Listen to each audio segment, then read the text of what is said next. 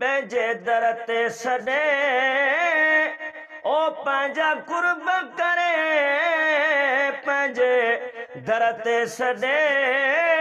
पंहिंजा कुर्ब करे हाणी हीअं छिनंदे ओ माण्हू छा चवंदा अल्लाह हाणी हीअं छिनंदे माण्हू छा चवंदा वो तुंहिंजे दरवाज़े तां दान वठी है तुंहिंजे दरवाज़े तां दान वठी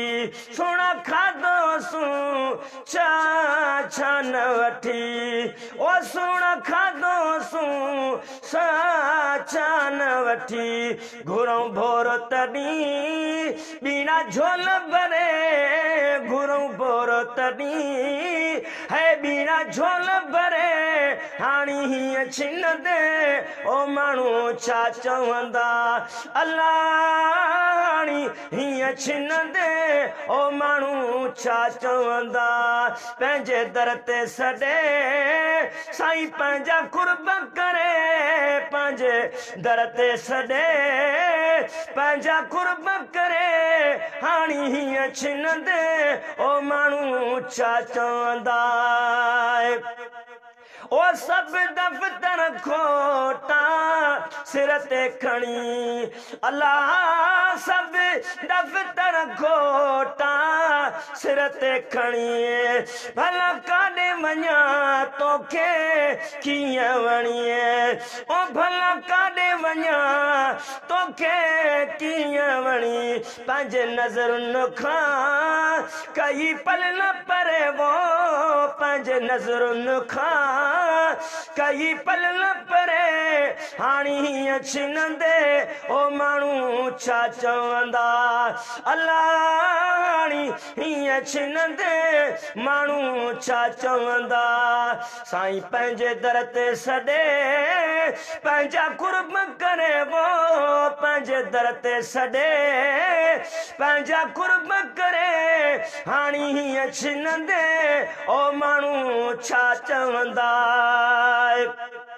है मूंखे मुंहिंजे कुसूरनि जी माफ़ी ॾियो साईं मूंखे मुंहिंजे कुसूरनि जी माफ़ी ॾियो अल्लाह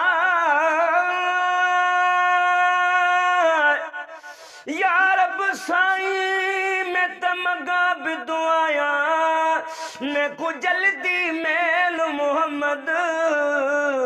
बर गमा दे विच में बुढ़दी मेरी बेड़ी ठहल मोहम्मद गुलाम फरीद आलम मिलावे सुबह सवेल मोहम्मद पाए पांद गिची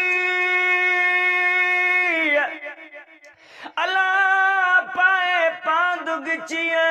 में अंगण जे बे चल अवगुणाए बकचायूं ढकण थी ढक जन पो तोड़े लखो जन तब माफी उड़ जन में धरा है मूंखे मुझे कुसूरन जी माफी दियो तब रंज असां सां राज़ी थियो तुंहिंजी सरंदी पई ऐं मुंहिंजी कीअं सरे तुंहिंजी सरंदी पई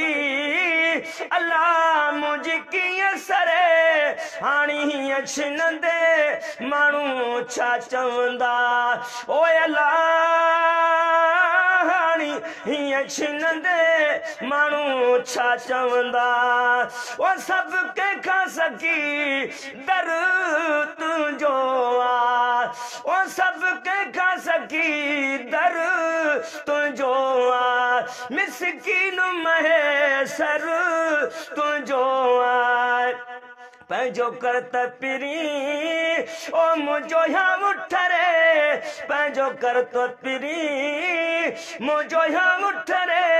हाणी हीअं छिनंदे है माण्हू छा चवंदा ओ हाणी हीअं छिनंदे माण्हू छा चवंदा अल्लाह हाणी हीअं छिनंदे माण्हू छा चवंदा।